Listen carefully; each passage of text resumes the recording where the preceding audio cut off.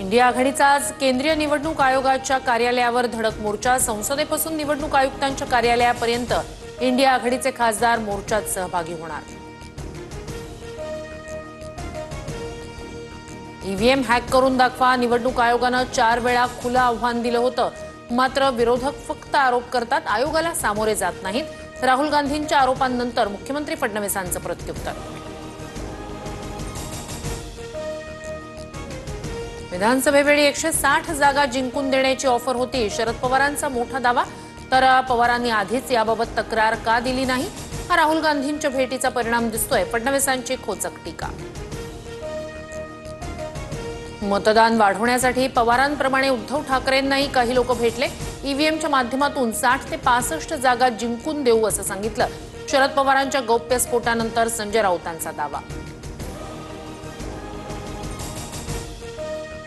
मी doctor नाही, पण operation करतो। काहींच्या मानेच्या पट्ट्यासह काय काय गेलं हे महाराष्ट्रानं पाहिलंय। जम्मू काश्मीरमधून उपमुख्यमंत्री शिंदेंचा ठाकरेंना खोचक टोला। धर्माविरुद्ध निकाल गेला तर कोर्टालाही मानणार नाही। वेळ आली तर कबुतरांसाठी शस्त्र उचलू। दादरमधील कबूतरखाना बंदीवरून जैन मुनीची चिथावणी, तर जैन समाजाच्या आंदोलनाला मराठी एकीकरण समिती उत्तर देणार। कल्याण डोंबिवलीत 15 ऑगस्टला चिकन मटण शॉप बंद ठेवण्याचे आदेश, तर मी स्वतः स्वातंत्र्यदिनी मांसाहाराची पार्टी करणार। हिम्मत असेल तर अटक करून दाखवा, जितेंद्र आव्हाड यांचं आव्हान।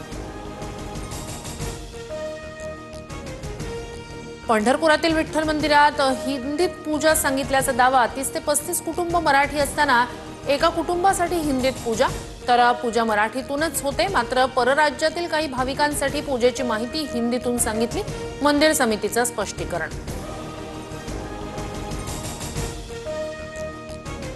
भारतातील सर्वात लांब पल्ल्याची वंदे भारत महाराष्ट्रात धावली। नागपूर ते पुणे अवघ्या 12 तासात प्रवास। पंतप्रधान मोदींच्या हस्ते एक्सप्रेसला हिरवा कंदील, तर जळगावातील भुसावळ स्थानकात एक्सप्रेसच्या स्वागतावेळी मोठी गर्दी।